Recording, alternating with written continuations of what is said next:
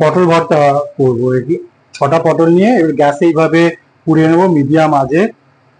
দেখবে যে পটলগুলো যেন মোটামুটি ভালো, সবকটা পটল ভালো করে যাতে পড়ে মাটির উনানে আরো ভালো হয়।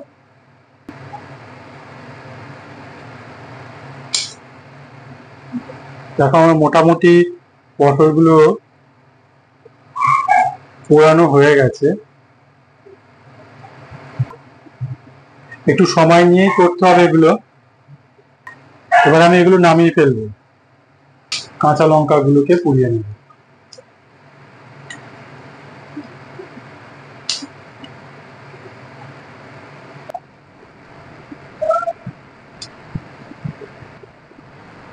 চারটে কাঁচা লঙ্কা নিয়েছি, একটা পুড়ে গেল।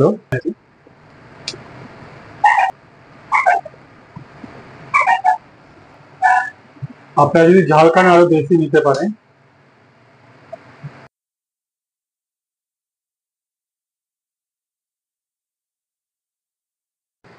পটল ভর্তা, পটলগুলো আমি দেখেছি গ্যাসে পুড়িয়ে নিয়েছি। পুড়িয়ে নিয়ে যে কালো কালো গুলো ছিল সেগুলোকে আমি পরিষ্কার করে নিয়েছি। পেঁয়াজ কুচি করে নিয়েছি, আর এই লঙ্কা আমি পুড়িয়ে নিয়েছিলাম। এইবার এগুলো নুন দিয়ে লঙ্কাগুলোকে ভালো করে মেখে নেব।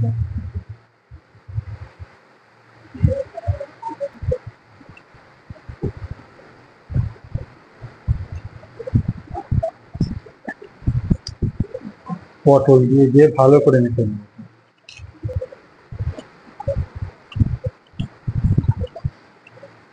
এটা খুব মুখরোচক খাবার, আপনারাও এভাবে করতে পারেন।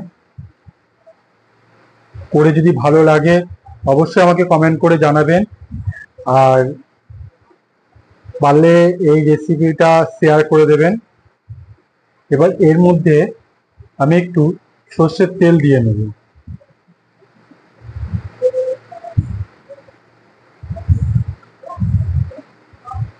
দিয়ে এটাকে ভালো করে মেখে নেব। গরম গরম ভাত দিয়ে খেতে খুব ভালো লাগবে।